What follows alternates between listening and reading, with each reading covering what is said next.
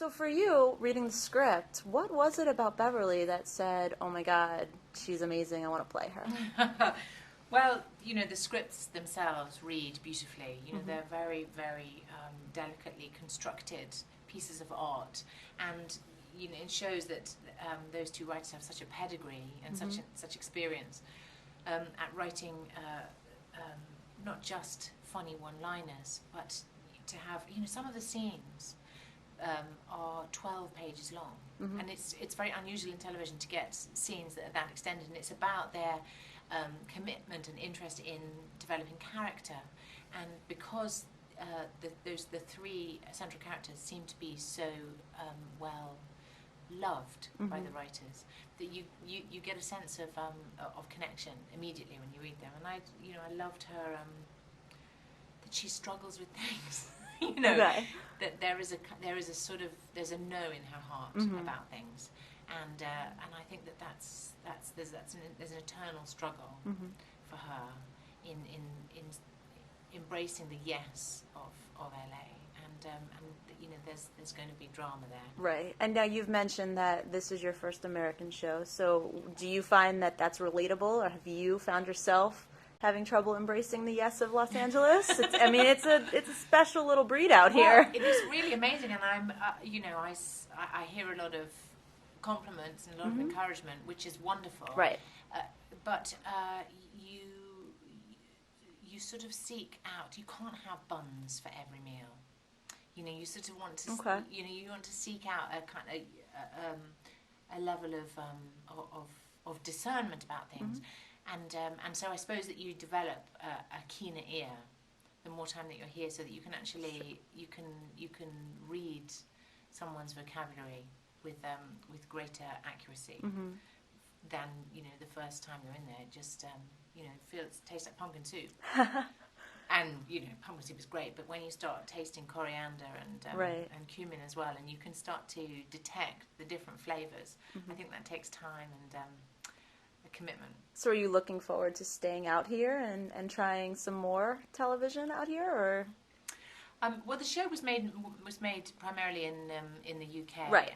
And we did some stuff here, but it was mostly based there. And I've always worked out of the UK, and which is where I'm used to. So I try to never say never. We'll see what happens, and I also don't plan generally. I don't say, well, then we'll do this and then we'll do that, and I kind of wait to see what surfaces. Okay. And how familiar were you with David and Jeffrey's work prior to reading the scripts? Yeah, David Crane wrote this little show that ran for what was it, 10 seasons? Oh, just a few years or so episodes.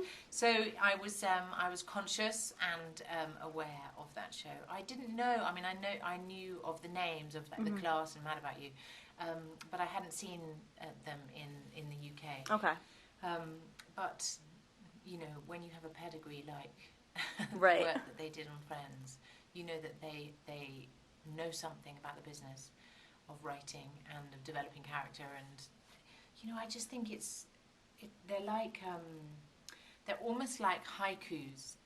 A sitcom episode, and I don't think that this show is a sitcom. No. I think it's a drama with funny bits in. It's like life. It's odd, and there are funny bits in it. But the way that they construct episodes is a mystery to me, and I think that the construction is what drives through a story, and what keeps an audience wanting more. Right. And I think that's what you do get in these episodes, is that each one is a standalone piece of art, but then you want more. You want to go into the next room and see the next gallery. So you've obviously finished season 1. I've seen the full thing. Speaking of wanting more, if you guys are lucky enough to get a season 2, where would you want to see the relationships go? Because we know from the pilot, things are not looking good for Sean and Beverly. We don't exactly know the extent of why until we get to the later episodes, which I'm not going to spoil right now. But where do you see it progressing? Well, it's a very interesting precipice for them all to be standing on, because you have 3 individuals who have been thrown together but yet are now shattered. And so you have people who could go anywhere because nothing is sure anymore. None of the relationships are sure, and the surety of the marriage in the beginning, and then the bromance that has developed between the two guys, none of that is sure anymore, and so it literally could go anywhere. And so that's very exciting. Oh, I was going to ask, is that freeing then as an actor, knowing that there are all these channels that are open, or are you an actor who prefers to know what's going to happen next? Well, I think that when you begin a show, it's very good to know where the show is going to go and what the character storylines are, and the arc, the whole rainbow. And we were fortunate enough to have all 7 episodes up front, so you could see that. So you then get a sense of who those people are, and you can become rooted in the reality of a character. I think then you then go into another season. Actually, it's exciting not to know, because you trust the writers. You know that they know who the characters are, and you have a sense of who they are as well. And so, really, it's then you're stepping out in faith.